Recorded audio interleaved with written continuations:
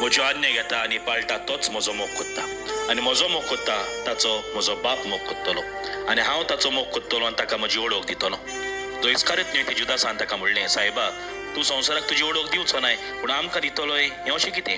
जेजून ताका प्रतिपाळ केलो, कोण म्हजो मोग कोत्ता जाल्यार म्हजे उतर सांबाळटलो आनी म्हजो बाप ताचो मोग कोत्तलो आनी आमी ताचे थंय येतले आनी ताचें सगळें तिखाण करतले.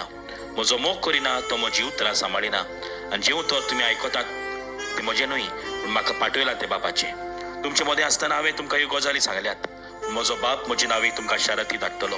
तो पवित्र आत्मो तुमकां सगळें शिकयतलो आनी हांवें तुमकां सांगलां तें सगळें तुमच्या मनान हाडटलो. पळय बाबड्यानो, आमी तो देवाचो मोग कोत्ता जाल्यार आमी ताच्यो आज्ञा सांबाळूंक जाय आनी आज्ञा सांबाळूंक जाय त्याच बरोबर ताची उतर आमी पाळूंक जाय. आनी जेन्ना आमी ताची उतर पाळटा, ताचो मोग कोत्ता, ताची आज्ञा सांबाळटा, आख्खी पवित्रत्वी देव बाप पूत आनी पवित्र आत्मो आमचे भितर तिखाण कोत्ता. म्हणटच पवित्र आत्म्याक उलो मारुया, बापाक उलो मारुया, पवित्र आत्म्याक उलो मारुया, जेजूक उलो मारुया आनी मोगाची आज्ञा पाळुया, ताची उतरां प्रमाणे चलुया.